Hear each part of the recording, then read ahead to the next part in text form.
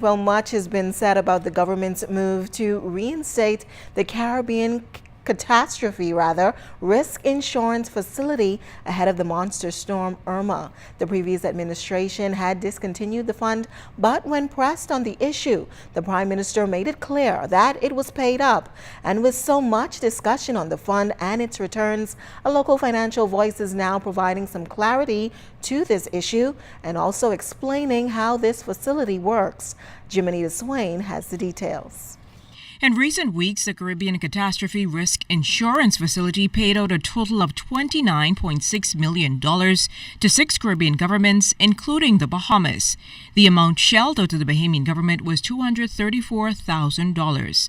This may raise questions based on how much was paid for the premium and the return. President of the Bahamas Institute of Chartered Accountants, Gowan Bowe, explains that the facility works much like an insurance policy. So when hurricanes hit, it's going to have an impact to the economic activity, and the government needs to have a very clear message in terms of, one, how it's going to manage its revenue shortfalls because of it, if any, given that not all the islands impacted weren't the major ones. It needs to speak about how it will fund reconstruction. But I think the most important indication that they need to give is really how we're going to plan so that we don't have to rebuild again if a significant threat like this comes along next year or even towards the end of this year. Bowe says it should not be seen as a criticism against the facility for the insurance being taken out. In fact, he says government must be clear and explain what it's insuring, the basis for the payout, and why. When we insure a country in that catastrophe, we have to pick a zone, is the term used. And where's the center of commerce in the Bahamas? Where's the center of where people are? So out of our 400,000 people, near 300,000 are in New Providence. Where's the primary economic activity? You know, I wouldn't hasten to say what percentage, but certainly over 70% of the economic activity is in New Providence. So when you think about where would you insure against any major devastation, naturally it's going to be New Providence. And so the fact that New Providence was spared only means that the return or the payout from the insurance is going to be lower.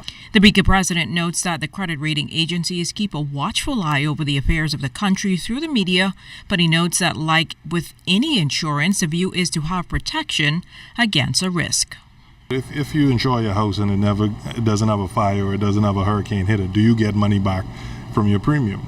So, you know, an insurance is not a magnanimous notion that says, I give you $1 to get back 10. Insurance is about pooling risk, if you will, and saying that if I insure 10 people, each for $1, I am hoping that only one of them is actually impacted and would only have $8 to be repaid.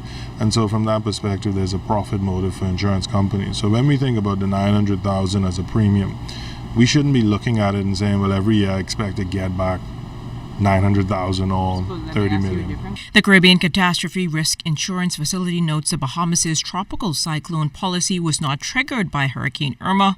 Instead, the payout was from the newly introduced policy of the aggregate deductible cover, which is distributed to members when model losses fall below the attachment point, but where there are observed losses on the ground. Jiminy Swain, ZNS Network News.